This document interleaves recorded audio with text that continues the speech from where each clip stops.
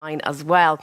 Just a little bit of housekeeping before we start. You should be able to find, if you're in the room, one of these codes around. You can scan that and put your questions to me. I will get them all on my tablet here for our experienced panellists to answer. We won't take questions from the floor. We'll just do it in a more democratic way so that the online audience gets the same chance as those of you here in the room. If you prefer not to scan your code, you can just go to slido.com and put in 5G connectivity as the name of the event. Now, before we get into the meat of the discussion, I'm very pleased to have joining us remotely to give us some opening remarks. Peter Oko is Deputy Minister for Digitalisation and Innovation at the Ministry of Industry and Trade of the Czech Republic. Peter, thank you very much for joining us. Tell us why this is so important. So good morning to everyone. It's my great pleasure to be part of this great discussion, and it's also my pleasure to actually say some greetings to you from Czech International Engineering Fair in Brno. That is the second biggest city in Czech Republic. And maybe you can see behind me, I'm sitting at the Czech National Pavilion that is for this half of year in the colors of Czech presidency of the EU. So of course, Czech presidency is a big topic for us. But also I wanted to mention that we have great collaboration with industry here at the engineering fair, and we are part of another exposition that is called Digital Factory 2.0, and we are actually virtually connected to this stage. And one more point I want to say that we are happy that we were also able to organize in coordination and cooperation with our industry a 5G standalone network here, and we have a few nice applications of how 5G can help to the industry, including automated mobility, including actually predictive maintenance, and a few others. And this is, I think, a very important point, because actually we need to show what 5G can serve for, how it's useful, how the companies can benefit, how the citizens can benefit, and this is something what we are trying to do here. And maybe also what I think is important, I'm sorry mentioning it already in the beginning, but I think it's very important. We are trying to do awareness raising also from the position of the state. So this is the first date and the first conference where we can announce that we have produced a new publication that is called 5G networks for the industry, and we will distribute it especially to SMEs to actually show them what is possible with 5G. And a few more words on the Czech presidency in relation to 5G and the connectivity. It's generally, digital agenda is one of the highest priorities of the Czech presidency of the EU. We are very happy that we can announce already one small but very, on the other hand, very important success in the digital agenda. And it is actually the consensus on digital decade policy program that was actually done in July together with Parliament and trialogues. And digital decade policy program is a very important piece of legislation that actually sets the main goals of the EU in the digital agenda, and also puts in place some mechanisms how to achieve the goals. And I think this is really important, and we were a little bit missing that in the previous years. Of course, digital decade policy program is not the only priority. We have a lot of other priorities like Data Act, Artificial Intelligence Act, and we definitely are looking forward to work on Connectivity Infrastructure Act that is to be actually published now, and this is definitely something we would like to advance as much as possible in a few months that actually remain until the end of our presidency. We have a lot of other priorities, cybersecurity. Of course, a lot of our priorities are influenced by the Russian aggression at Ukraine. That is also very, very relevant to what we are actually discussing here. one of the points that is possibly good to raise is the disinformation, and the disinformation is actually connected to 5G and the current crisis. And for example, in the Czech Republic, and probably the experience from other countries is very similar, that actually the same groups that were actually spreading the 5G disinformation, 5G fake news, are actually now spreading the disinformation related to Ukraine. So actually the origins are the same, and we need to actually work with that much more intensively than before. So this is also one of the things that the Czech presidency is focusing on. And 2 weeks ago we had a big conference in Prague on disinformation. I think for the beginning it's enough. So I will stay here, and I am looking forward for a successful and interesting panel. Thank you very much, Peter. Thank you, and for joining us there. Perhaps you could give us a sense, is there any particular sector that's standing out in the conversations you're having there around 5G? I'm thinking maybe automotive or med tech or something like that. Do you hear a singular message, or is it quite varied? Actually, I cannot say it's only one area where that I could mention. Of course, in Czech Republic, we are very much automotive country, so actually autonomous mobility is really high on the agenda. But we are also industrial country, so we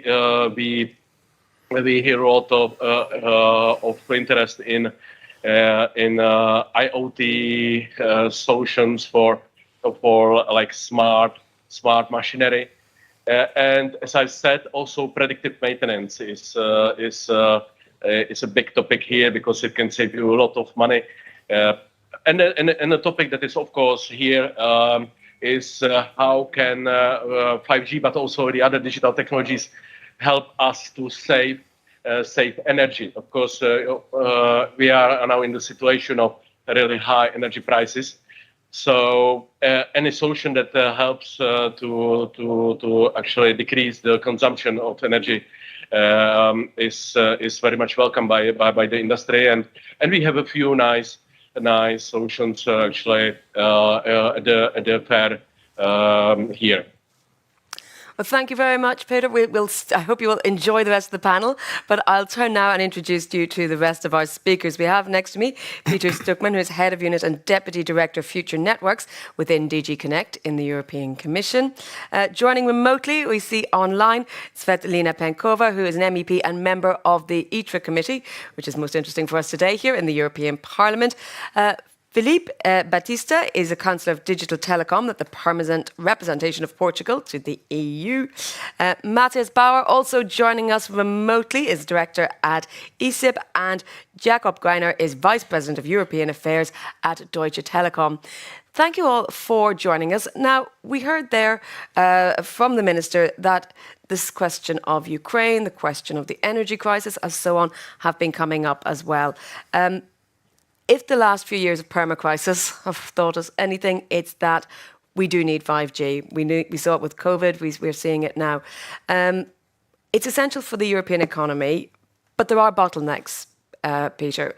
Where do you see them, and where do they need to be eased, and what can be done about that? Thanks a lot for the invitation. Very nice to be here in the physical panel. It feels very nice, and nice to see you all. What are we doing in this context?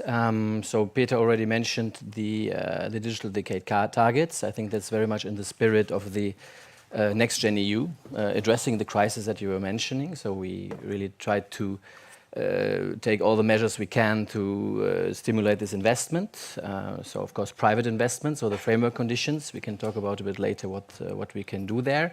And of course also to have an inclusive investment, and there of course the public funding also is relevant. So Next Gen EU is very much into that spirit, but sources available at member state level, so we have to work together to have a joint effort here.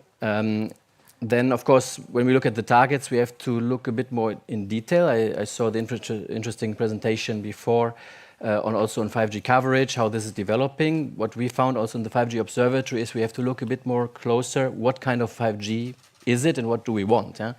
So, of course, coverage for everyone is the headline target, but then what is interesting also, what is the step change? You mentioned the wow effect. So if we have 66% coverage already today, but maybe if you look at the real 5G, that brings us, or we can call it Gigabit 5G maybe, is maybe only at 20%.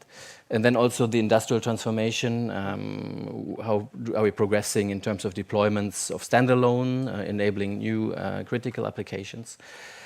So this is about stimulating that, working with the member states. We have the digital decade policy cycle that we now, after the adoption of the program, can do from next year, that we're reporting on that we're working with the member states, giving recommendations and seeing what measures we can take. And then in terms of measures, of course, we know the main construction sites, the spectrum, its deployment barriers, and maybe also we can talk about the market conditions and how we can improve the investment environment.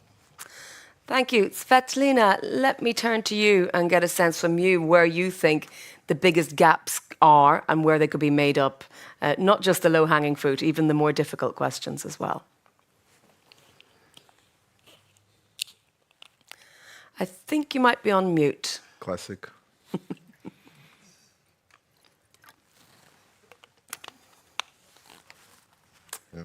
Yep. Still can't quite hear you. Is it fine now? Yes, it is. Fantastic. Perfect. Thank you. Good morning, everyone. Thanks for the invitation. I think the matter is of high importance, what we're discussing at the moment. I'm going to try to not repeat everything that has been said by the predecessing speakers already. I'm in Strasbourg at the moment. We have a pretty important plenary session. You've mentioned in the beginning that ITRE committee is probably in the spotlight for everyone because they're quite significant matters. We're deciding on them, they decide. So that's what I want to connect with basically what we've heard so far in a speech we just had like an hour ago in the plenary by Ursula von der Leyen, when she re-emphasized the need for resilience and security when we speak about the energy infrastructure. I'm not going to go into details to explain the specific examples. I'm sure we all know what she was talking about, but I'm just going to shift that and put the spotlight here as well when we speak about connectivity. We need a resilient and secure infrastructure as well, especially when we want to secure the proper 5G connectivity that's going to benefit both our consumers and our businesses. And you've asked about what are the bottlenecks. Well, probably here is the one I see as the most significant one. It's exactly the infrastructure in Europe. Because Europe is lagging behind when we speak about the proper 5G infrastructure. And this is simply if we look at the comparison basis, like even if we look at our partners across the ocean, like in the US, for instance, they're much more ahead in terms of having the proper 5G infrastructure. And despite all the policies and the recommendation we're doing, we are still behind. The proper question here is why this is the case. I'm sure we know the answer, and I'm sure the colleagues from the panel would also elaborate much more on that. But I think it's important to have that signal also coming from the regulator, because we appreciate and we understand why there is a difficulty there. And this is simply due to the fact that the European telecom market, it is rather more fragmented than the US, which basically means that we have much more competition here when we're speaking about those services. This ends up in a less profit for the telecom companies to be able to properly invest in that infrastructure and develop it further. So this is basically the situation now. However, knowing it doesn't help us resolve it at the moment. So as European institutions who are regulating that and trying to promote and understanding the need for better connectivity, we need to be thinking of ways of how we can provide the proper funding for that infrastructure to happen faster and better. Because we cannot change the shape of the market. And to be honest, the more competitive and the better consumer price for the European market is something we've been striving for. So this is not to be changed. However, we need to acknowledge that fact and be able to guarantee a way to create this infrastructure without this being only at the expense of the telcos, which are providing better prices for the consumers, and for that reason, they're not having enough additional profit to invest in the infrastructure. And here the questions the Parliament and the Commission have to try to find the answers. What is the way to finance that infrastructure? There have been many discussions also in the Parliament, some of them initiated also by the political group I'm representing, in terms of the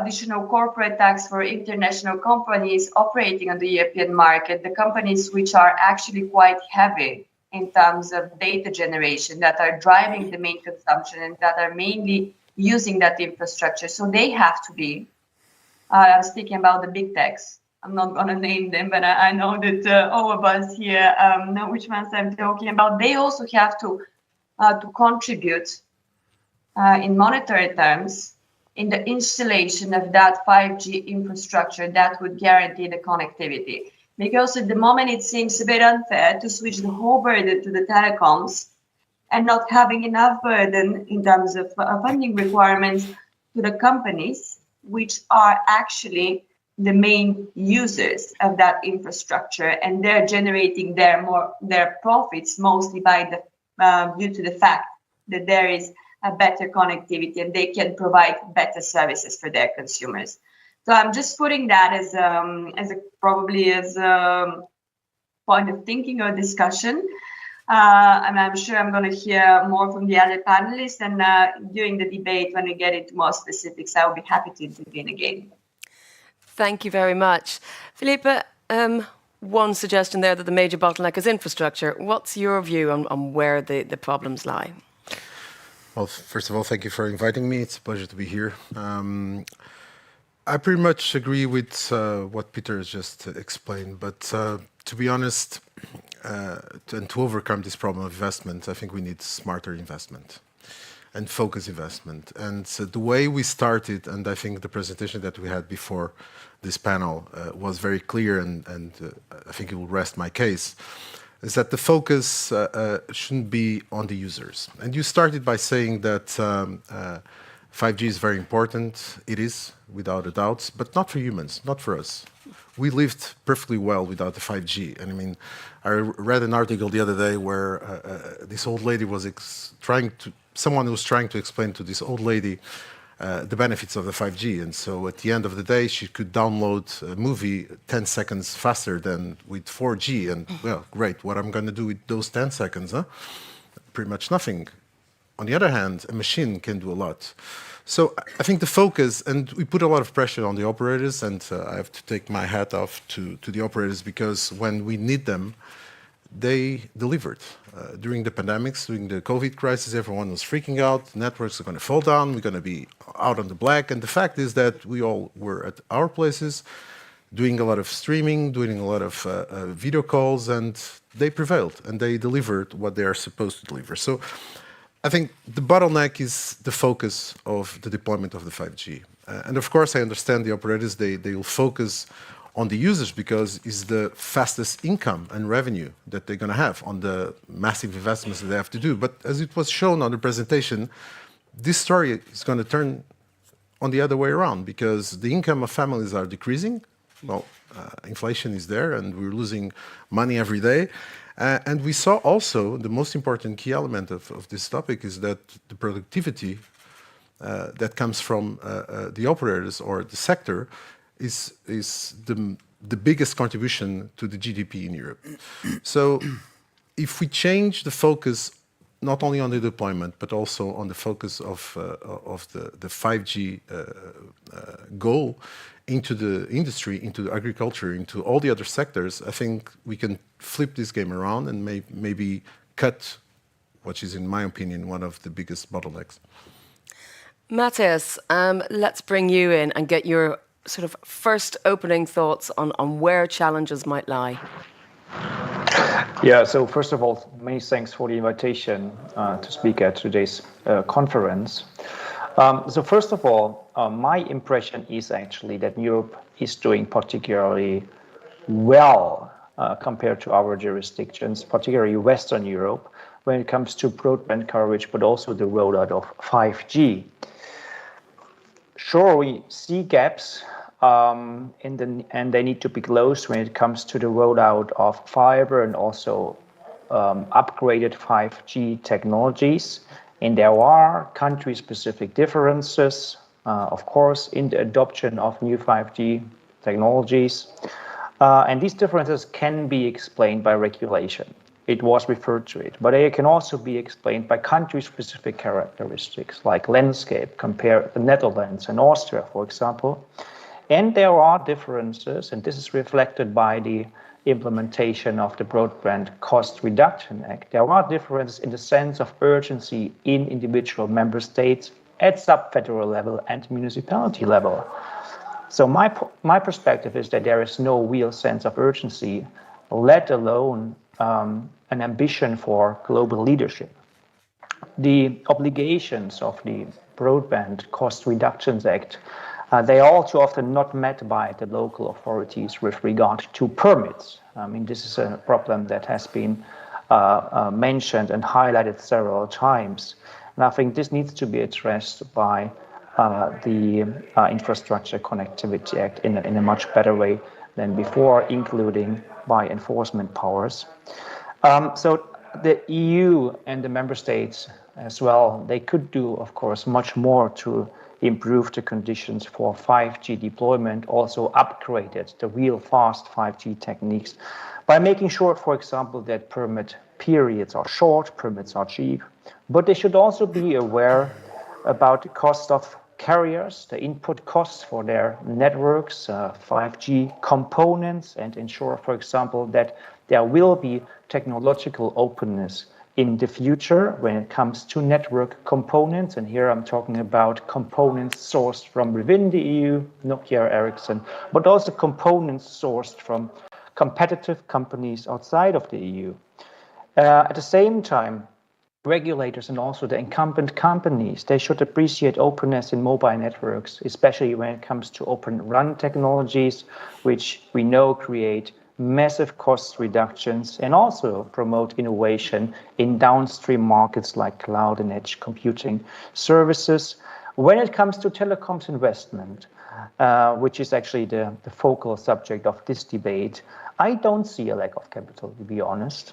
Sure, profit margins are comparatively low if you compare them to what we see in the United States. Average returns per user are relatively low in EU as well. But at the same time, many companies, incumbent companies in the telecoms market, including the largest telecoms companies that we see here in the EU, they first of all expand beyond their domestic markets, and at the same time they pay pretty high dividend payments, and on an annual basis we are talking about billions of dividends that are being paid to shareholders, including government shareholders. It was mentioned that consolidation could be a boon. I tend to agree, but I think there are concerns, legitimate concerns in a way, by regulators about competition and the impact on prices and quality of services. And admittedly, even though we know from the US that consolidation in a very large market can have positive impacts on coverage and also the quality of services and related services, the true implications from consolidation in the EU are pretty hard to estimate ex ante. So on a positive note, I would say that all in all, for the majority of EU markets, 5G rollout will very soon be comparable to what we see at the global benchmark, and this is 95% coverage in China and the US. And I'm actually much less concerned about delays in 5G rollout. I am much more concerned about delays in groundbreaking applications and industry use cases in the EU. We all know that European companies are lagging behind large markets like China and the US in many areas of the digital economy, in innovation, experimenting with new business models, in companies that have successfully managed to really scale across the EU and also become internationally competitive. And there are many problems that I can get back to later, but I want to highlight again that in the EU we have 24 different official languages.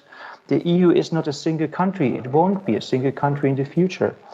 We don't even have a large single market, that can compare with the US, China, or Brazil, or India, for that sake.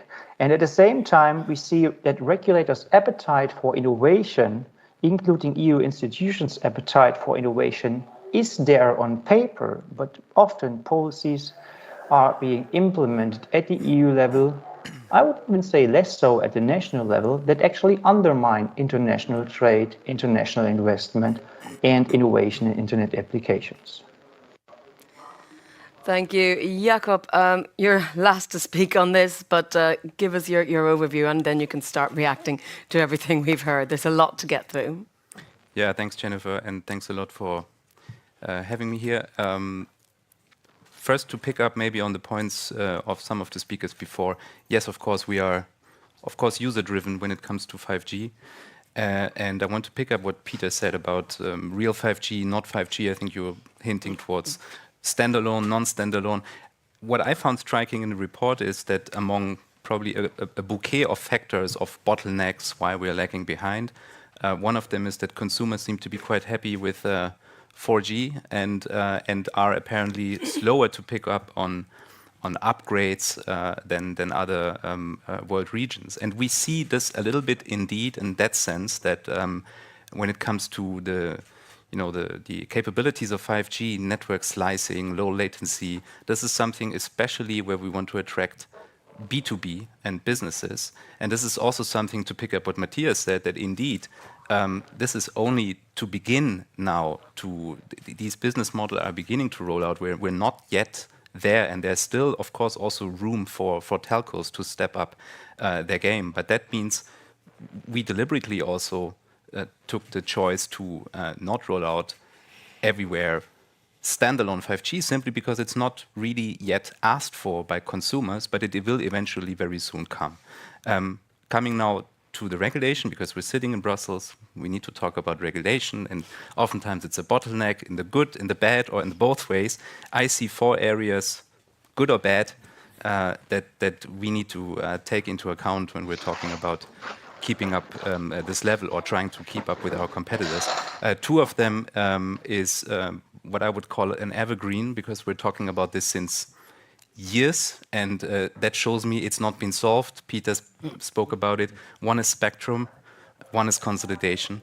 Why are we still talking about spectrum? Because we still have high prices in member states. We still have a very fragmented approach to spectrum auction designs, partly artificially increasing even spectrum prices by reducing the available spectrum for operators. And I still don't see the licensing conditions fair and appropriate today. What we want is long licensing periods. We want stability for spectrum, which we're still not having. So the code some years ago was a big effort to get the ball rolling, but I would say on spectrum it was a bit a missed chance, and I think we're still going to talk about this in the years to come. The second one is consolidation. Why?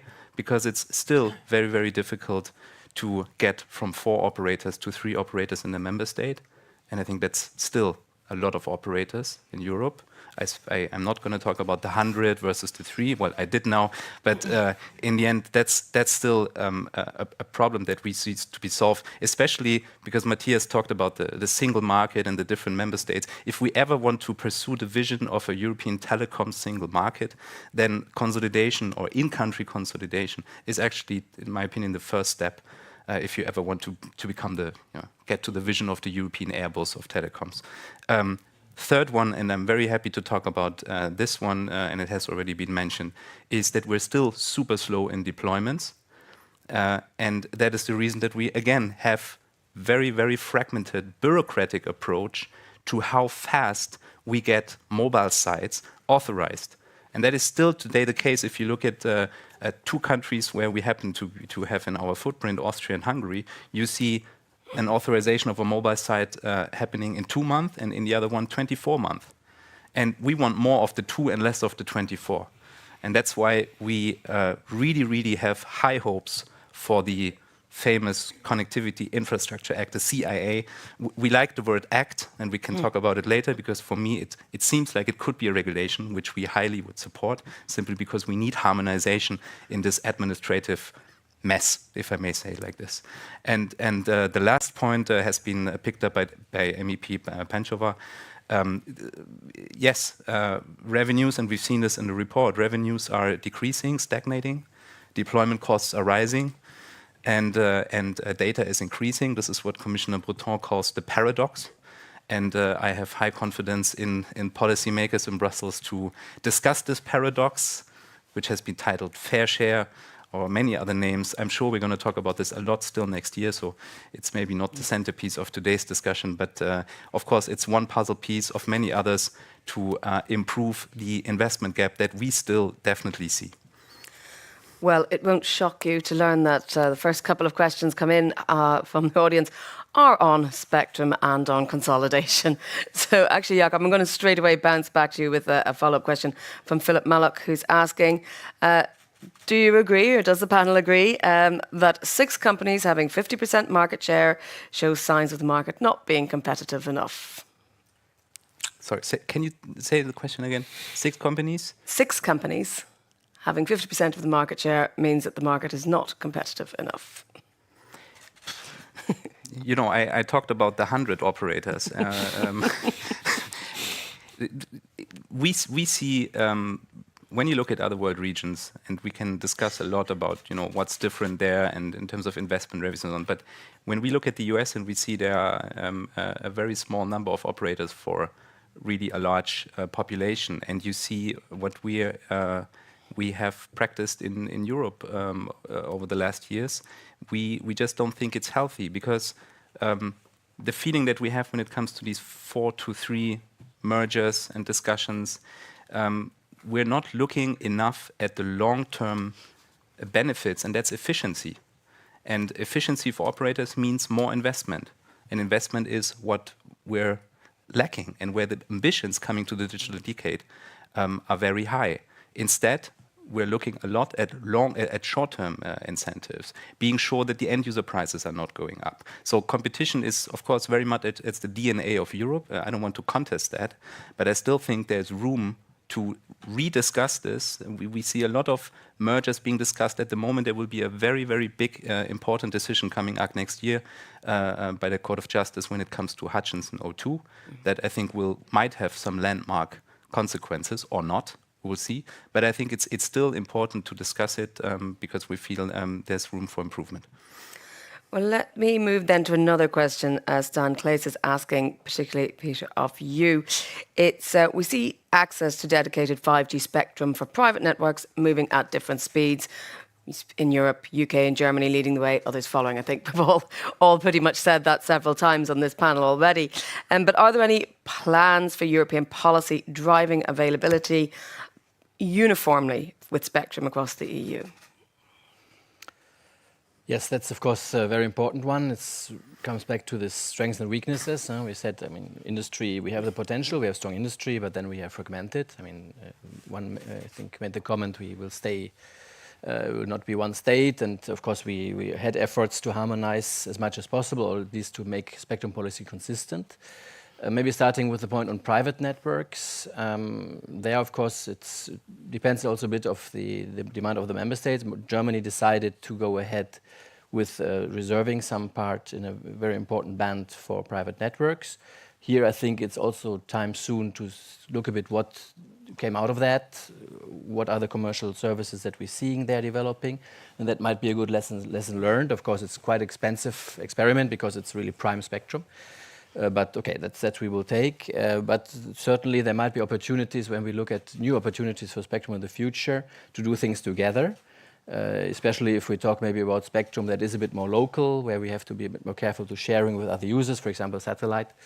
There might be some opportunities to think together and move together. So I would always advocate to have this common approach.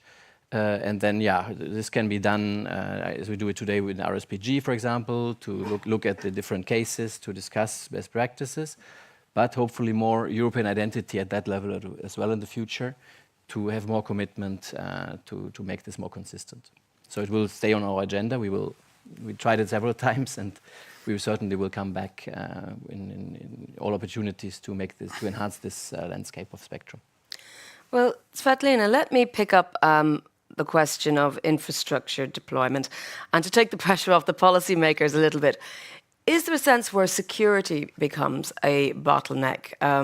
We talk about infrastructure security with cybersecurity as well. I mean, if we're going to use 5G for highly sensitive, low latency, necessary services like driverless cars, like medtech, like these things where it really is a matter of life and death, surely the security of these of infrastructure is of massive significance there as well, and could be a delaying factor.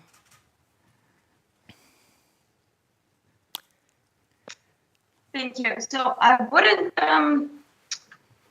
define it as a potential for delay, because in the institutions, and especially in the parliament, we do tend to have those things happening simultaneously. And the topic of cybersecurity has been quite actively approached also in terms of regulations for the past 10 years, coming from the parliament as well. It is always on the table now when we're speaking about deployment and new infrastructure, as you rightfully pointed out.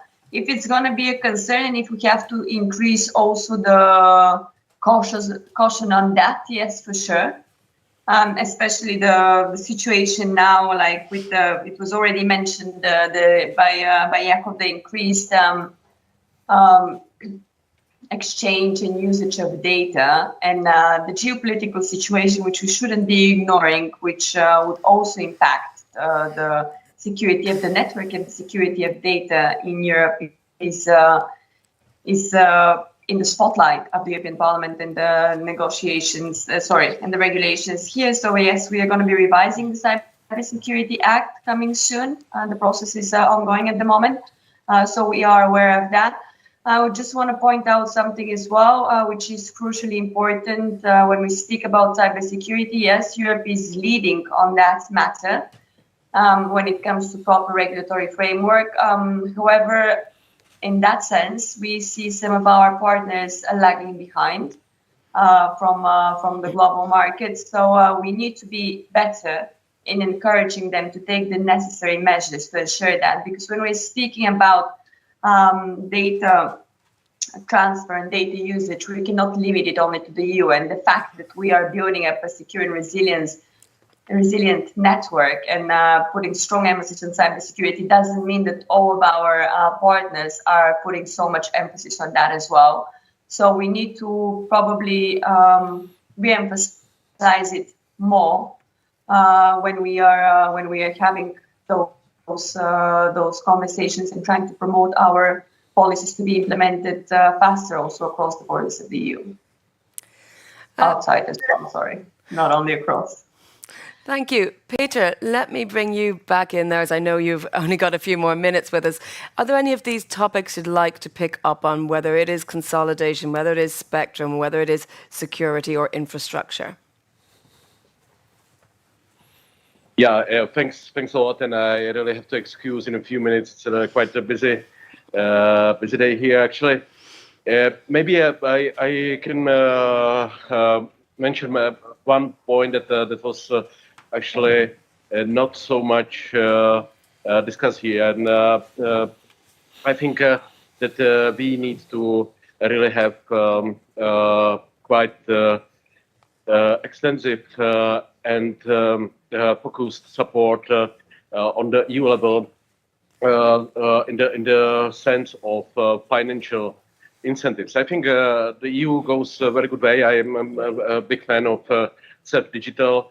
I'm very much happy about the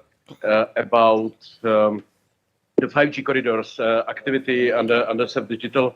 And in the Czech Republic, we have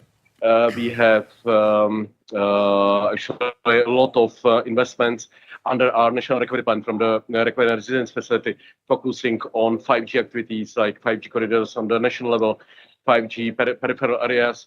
The the problem we are discussing every time is a state aid. It's quite difficult to actually get notification for some activities like support for backhaul. Actually, we are discussing with the Commission for more than 2 years, and actually, it's not clear under what rules actually we are actually able to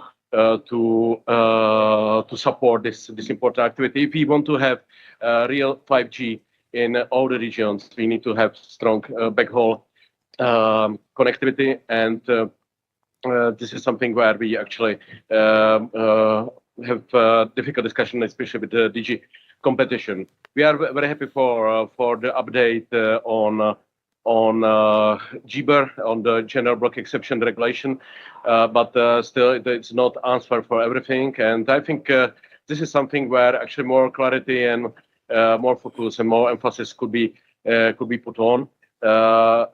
And of course, definitely any more support for deployment of networks from the sources like CEF, but also next generation funds is also very apportant. So that was one more point I wanted to mention, and I really have to excuse myself in 3 minutes. So apologies and thank you very much for inviting me here. And thank you very much as well for taking the time. We can see it's busy there, and we hope you will convey our greetings to everyone who's involved as well. Philippe, let me come back to you. Let's talk a little bit about the Connectivity Infrastructure Act, the CIA, as we're going to call it from now on. What do you think will be the benefits? What are the possibilities, if we like, be optimistic for a change? Well, for sure we need it.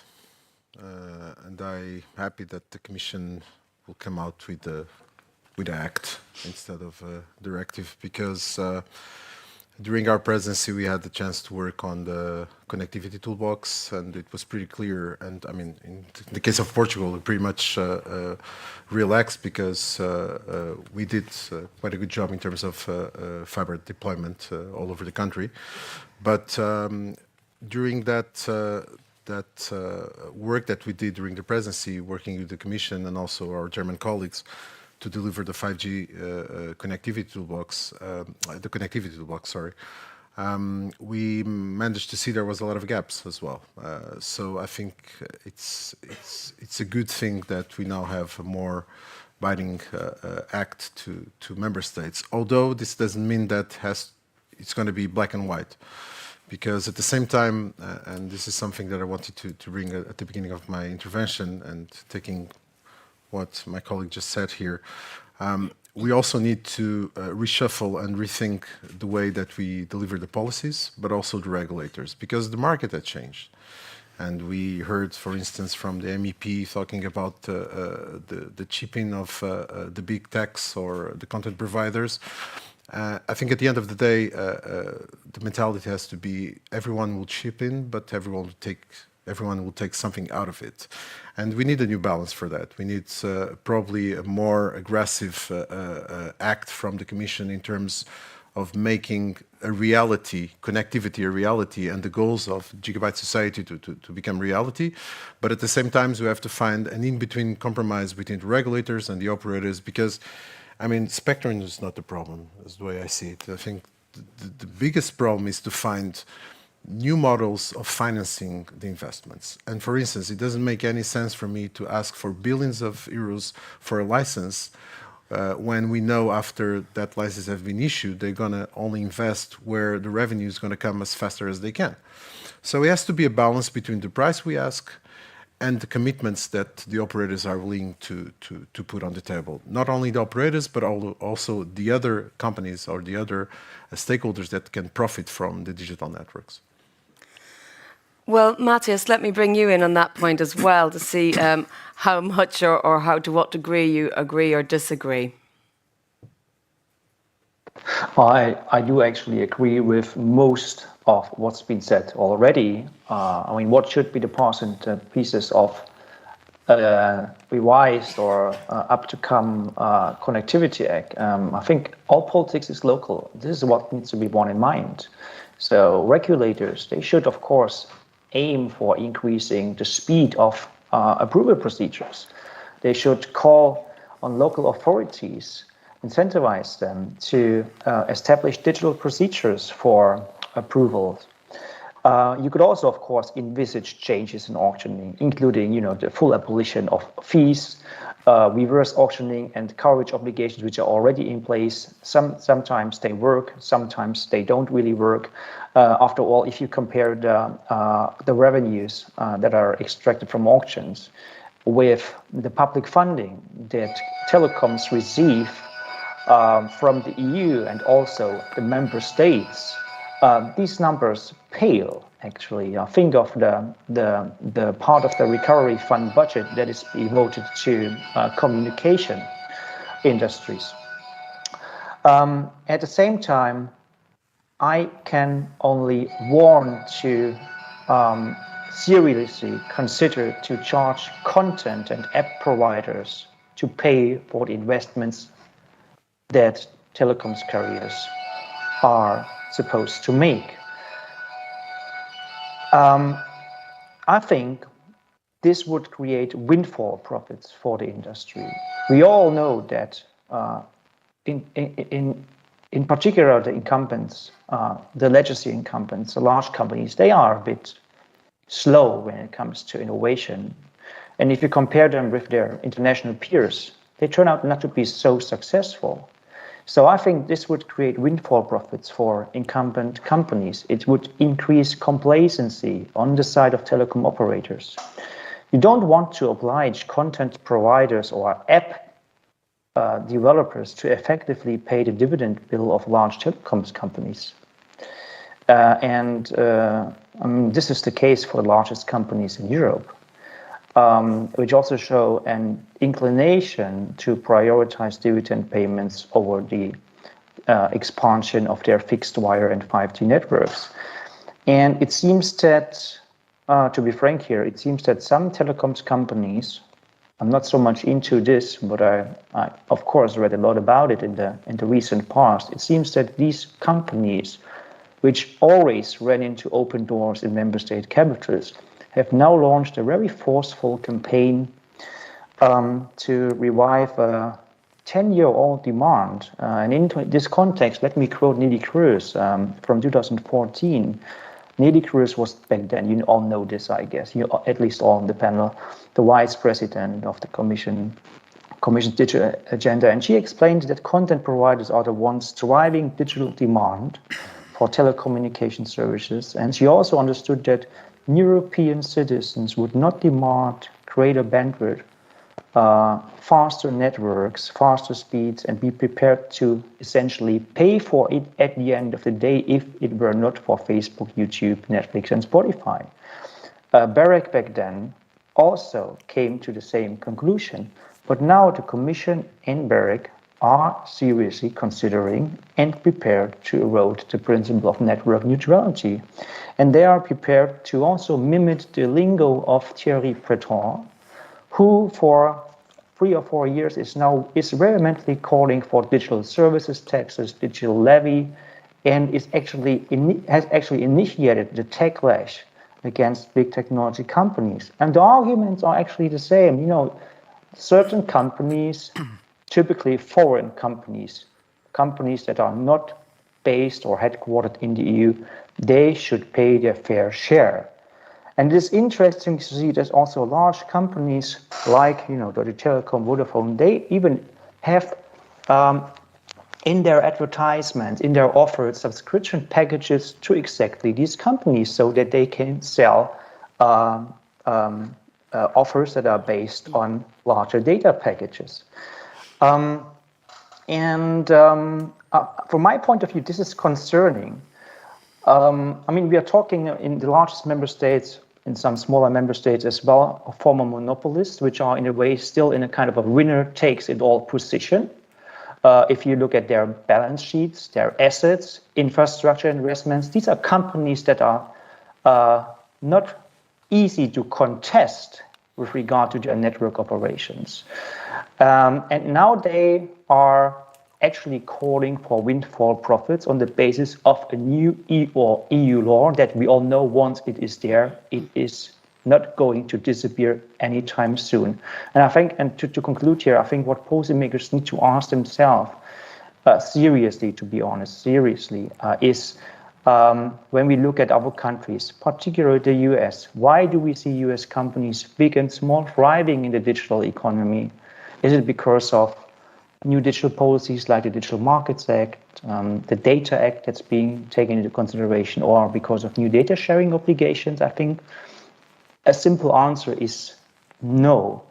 And I think that policymakers at the EU level, but also at the member state level, and here I'm thinking particularly about the D9 countries, including the Czech Republic, they should think whether there is actually need of untested regulations in the EU at an EU level that could undermine investment predictability for pretty much every company along the digital and increasing, the digital, non-digital, and generally the value chain. I mean, we still distinguish between digital and non-digital trade, but I think we should generally talk about trade and business activity and not so much distinguish between the two anymore. Well, it is getting harder and harder to distinguish between the two anyway. Matthias, I do remember very well those debates with Neelie Kroes and others about 8 years ago with what we called OTT services at the time. So, Jakob, you know, if resources are tight and money is scarce, we're all worried about all the costs that we're facing from coming out of the pandemic. Is it obvious to go after a slice of the pie if you see a big tech company has got lots of money and you want some of it? Or are you waging a campaign? Both. No, I need to catch my breath. There was a lot of commenting. I try to now focus on something. So first of all, I will give my recommendation to my CEO.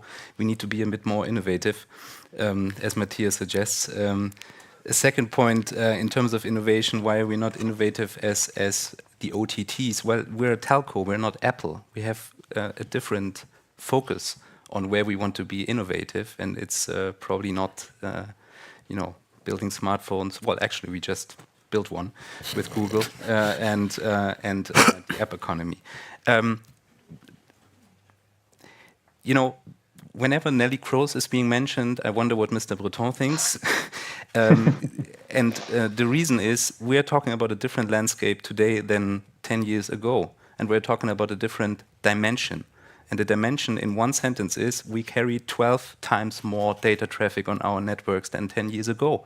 And that begs the question or begs the discussion to have a discussion whether it's fair or not fair that those that profit the most from high quality network infrastructure are not contributing, in our view, sufficient. And by the way, they are paying today in parts. So it's not a new idea that they should pay. They are paying for data transport. The problem is they don't want to pay anymore, at least parts of them.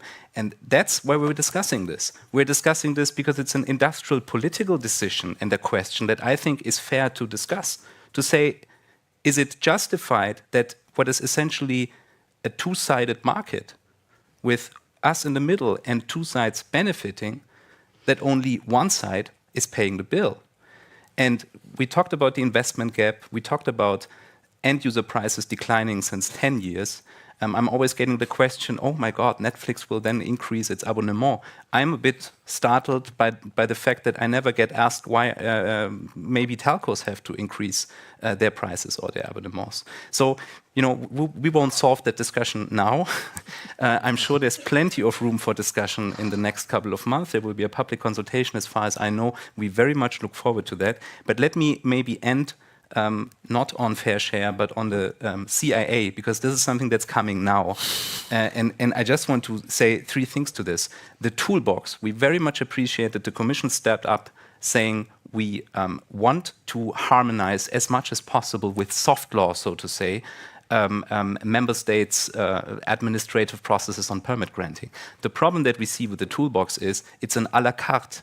Member states can choose what they want to take, as terms of best practice, but they can leave the more harder things on the way. And this is what we see at the moment in the toolbox, that, for example, access to public infrastructure, to rooftops, to parcels where we would like to build telecoms equipment, that's still a bit of a no-go in some member states. And so we definitely need legislation.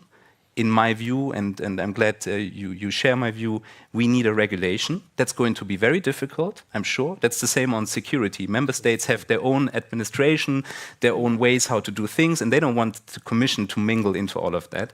But we really, speaking again of the single market for telecoms, if you cannot even harmonize the bureaucracy at the administrative way how to approve a mobile site and to do that fast and to do it maybe even with a free permit and not a permit granting procedure, then we will never get where we might want to be somewhere in 20 years. So we have really high hopes in this law, and we hope the Commission is getting it right. I'm actually quite confident this time. And so this is important, and fair share, happy to discuss next year when it really gets concrete. Well, it would have been quite something if we could have solved a 10-year debate in an hour and 15 minutes.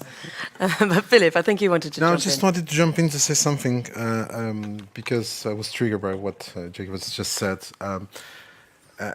And there are some clues already of the things are changing, and we're doing something. For instance, in BEREC, and I see some colleagues here from BEREC.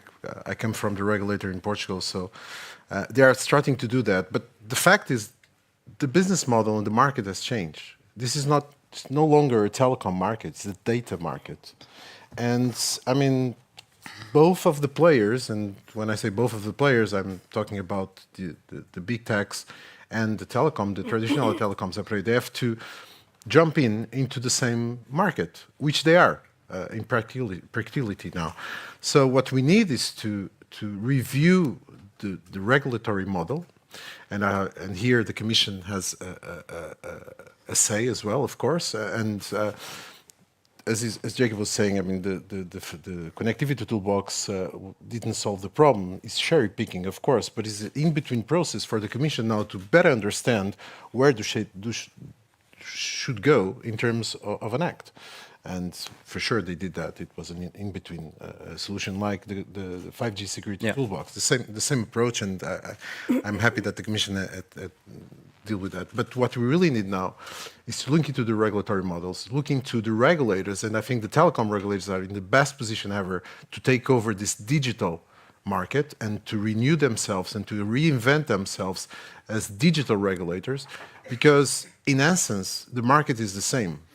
But the business model is totally different. And we cannot ask for others to chip in and to contribute if we don't have the regulatory approach and the business models clearly identified and regulated. I have a question, Peter, is for you. Tony Shortall says, the Connectivity Act has been ready for months. When is the Commission going to send the text to the co-legislators? It's going to be fun. Yeah, I can't say, it has not been decided what date exactly, but I would expect it in the next few weeks and months to come. Indeed, it will be, let's say, before the end of the year. Before the end of the year. But yeah, I think it's on the Connectivity Infrastructure Act, indeed, one is the instrument, of course. I mean, we will certainly go again for a regulation, hopefully, and then also discuss the arguments to keep it at that tool.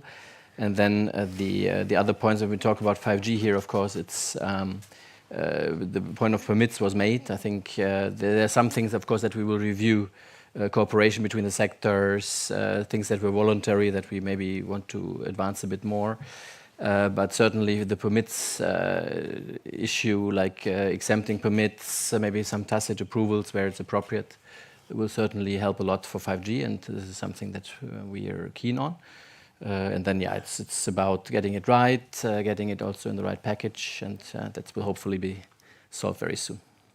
Svetlina, I think you wanted to add something to that. Thank you. Yes, I just wanted to have a few concluding remarks on my side, if that is possible, because I also have to run back to the plenary. Apologies for that. As you said, it's a tight week, quite busy. So I've been listening carefully to all the speakers, and I think the definition that we're already speaking about data market here is quite significant and important, which basically brings us to the challenge from the side of the regulators. What I started with, we have to ensure to have a fair level playing field, where basically all the players involved are paying their share and are getting their benefits from that common data market. So I'm going to go back to what I've started with.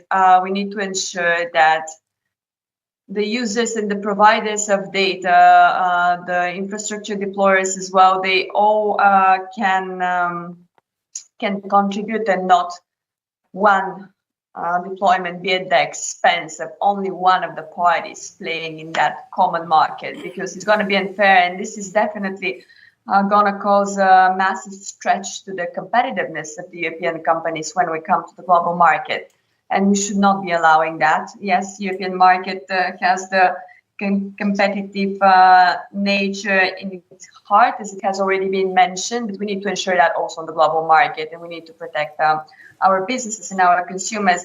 Having said that, just a final remark, when we're discussing those things and making sure that we build now the fair level playing field, we don't need to ignore and forget the fact, yes, we're speaking about 5G now, but we have to set the proper foundation for the 6G, because we don't want to be in the position in 10 years that we're going to be catching up after some other countries who have stepped up and done that better. So if we don't put the proper regulations, and if we don't have the proper standards and ensure that everyone is giving their share in creating the resilient and secure data market in Europe, then we're going to be in a worse situation in 10 years, because the technologies now are moving much faster than the regulators, and we need to recognize that and make sure to be able to catch up as soon as possible.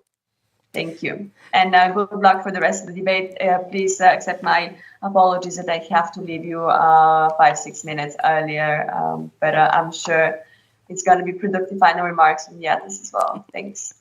Thank you very much, Svetlana. And we know you have to vote in plenary. That's an unavoidable part of the job. So thank you for joining us. And we do only have about just under 10 minutes left. So if you want to ask a question, make sure you type it in now. I will go to one question that has been here for a little while. It's Chiara's asking, can you explain why and how in-country consolidation could bring us to a single telecoms market and what this would mean? I presume... No, it's maybe it was a bit far-stretched what I said. But what I meant, and I'm going to pick up what my CEO, I think he said it in an interview in Germany maybe a year ago. You know, we're always complaining about, or maybe not complaining. The problem is, in a nutshell, for me, telecoms are being taken for granted. They're just being taken for granted. They're here, they're there, they do their stuff. I've once heard, I'm not going to say from who, when we talked about how can we, raise awareness for telecoms. Somebody said, well, maybe you should just shut down the network for 1 hour, and then you will get your campaign and your. So what I want to say is, we're taken for granted.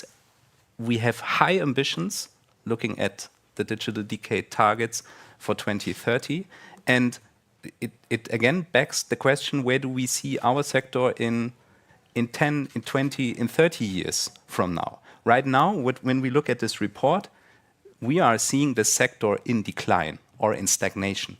And we've seen that on the one time, we invest more than the US in network infrastructure, and at the same time, we somehow do not capitalize on it. We don't monetize it. We don't have the revenue to do it.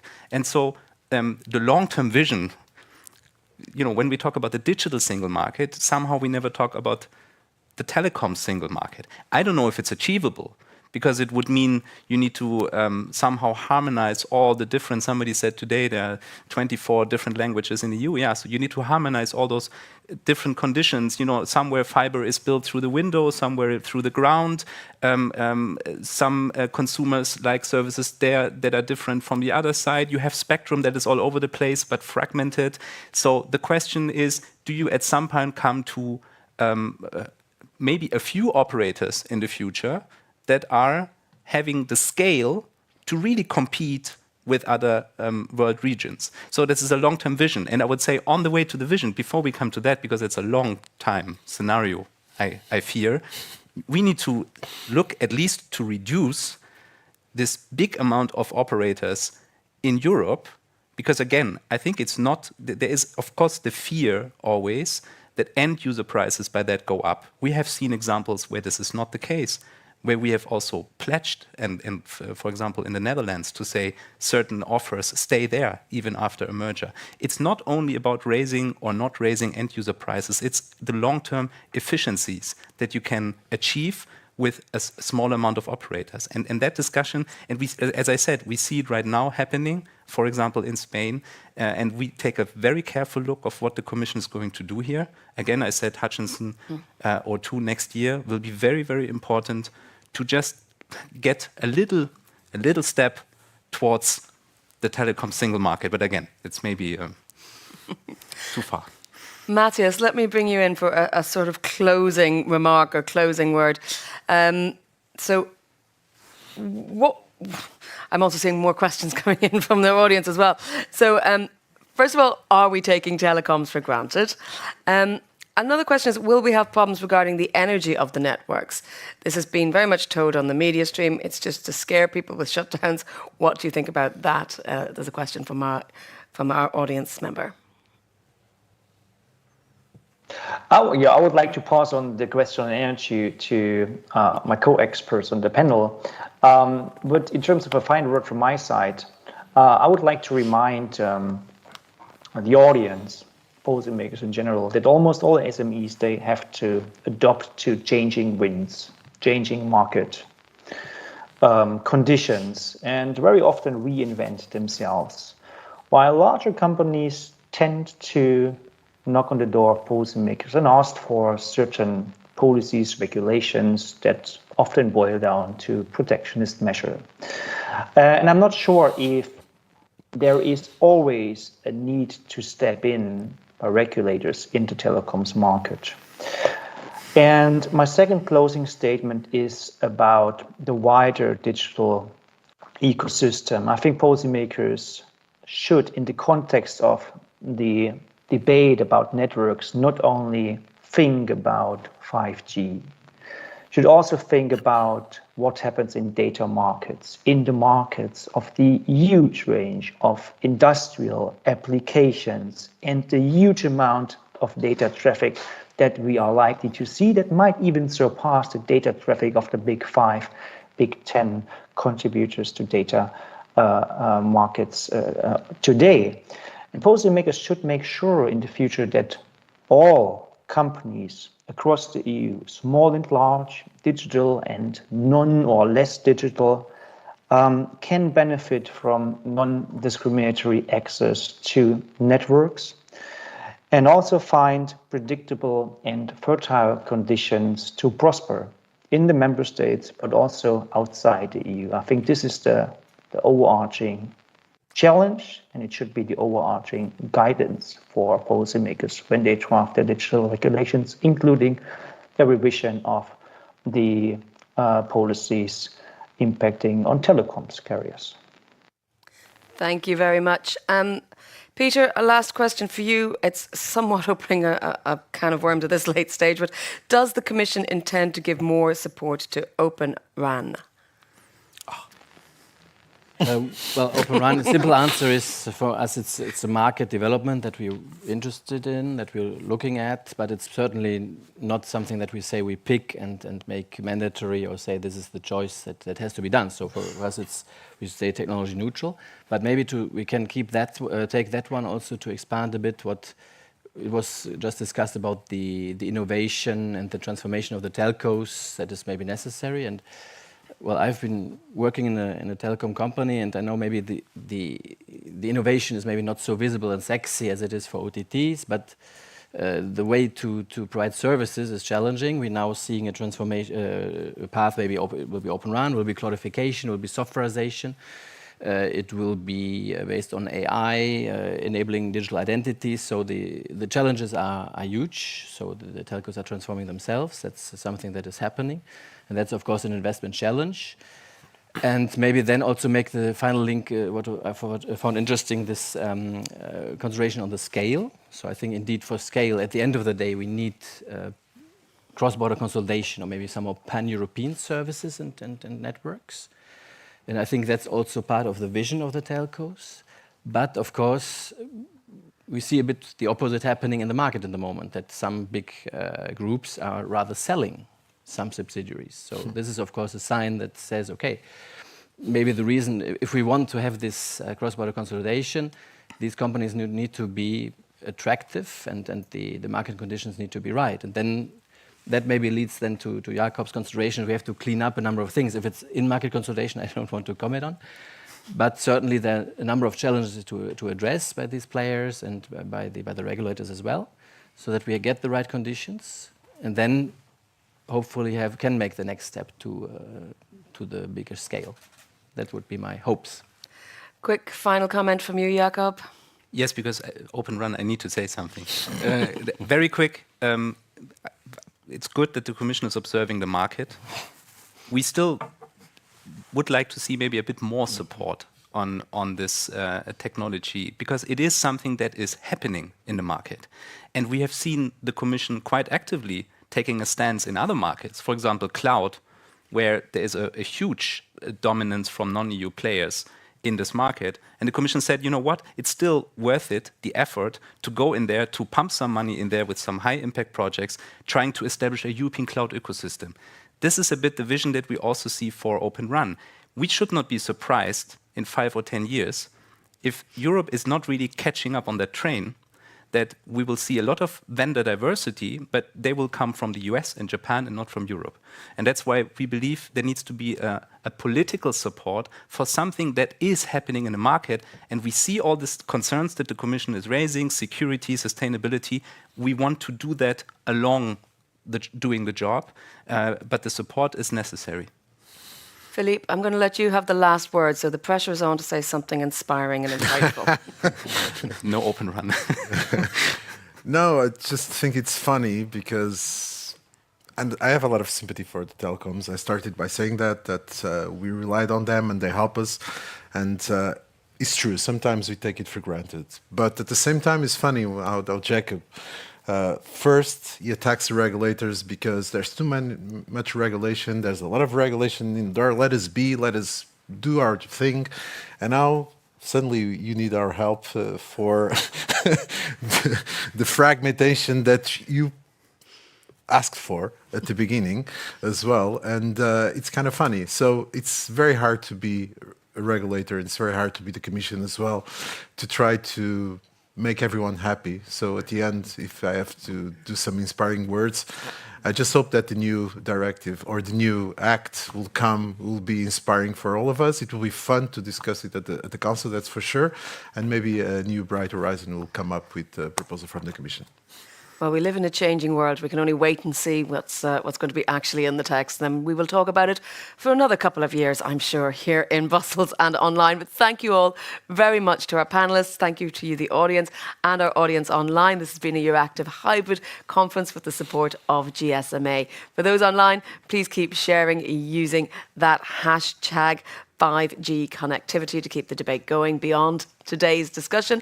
And for those here in the room, please do stick around for a networking coffee, which will take place there. Have a great day. Sorry. That's okay. What fragmentation are we calling for?